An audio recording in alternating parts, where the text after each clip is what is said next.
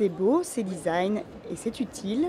Nouveaux concepts innovants ou réadaptation de savoir-faire traditionnels, c'est à la Cité des Sciences que se tient la 11e édition de l'Observeur du Design.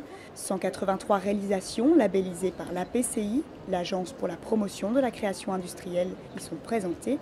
Des objets du quotidien, issus de tous les secteurs, repensés pour être à la fois beaux, mais pas seulement, car le design ne vise pas uniquement l'esthétique, c'est aussi une démarche qui s'inscrit dans l'air du temps, soucieuse de l'individu, de son bien-être et de son environnement. Le design, ce n'est pas juste du beau. Au lieu de partir de la démarche classique de l'innovation qui part de la recherche, de la technologie et qui descend vers le consommateur, vous pouvez en même temps avoir une démarche qui remonte du consommateur et qui est une innovation qui est plus centrée sur l'homme et sur l'individu.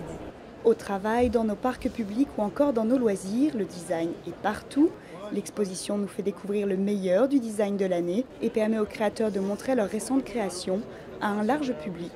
C'est essentiel parce que c'est le seul événement aujourd'hui en France qui nous représente au niveau grand public. C'est la seule exposition que le grand public peut voir en fait au niveau de notre travail. Donc pour moi, c'est une exposition qui est indispensable. Et aujourd'hui, plus que jamais, design rime avec compétitivité. Proposer un produit utile et design est désormais une plus-value.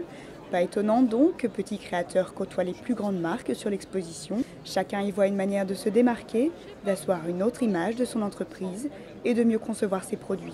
C'est la compétitivité parce qu'il y a de multiples dimensions. Ce n'est pas uniquement la forme, le design. C'est un certain nombre de fonctionnalités qui font que vous allez, dans la vie quotidienne, trouver et apprécier le produit que vous venez d'acheter. Et c'est ainsi que les entreprises ont la possibilité de voir une adoption formidable de leurs produits. Et vous savez que le design permet aussi de renforcer la puissance des marques des entreprises. Cette année encore s'est tenue la cérémonie de remise des étoiles du design.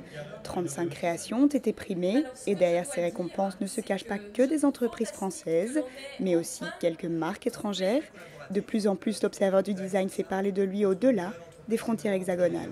Aujourd'hui, l'Observeur du design est reconnu en tant que Grand Prix de design français. Il est très fortement sollicité à l'étranger parce qu'il agit en tant que véritable porte-drapeau des entreprises et des designers qui profitent des expositions que l'on organise à l'étranger pour explorer de nouveaux marchés. Une exposition qui repense la relation entre l'individu et les objets ou espaces qui l'entourent, mais qui n'oublie pas de rendre le design accessible à tous.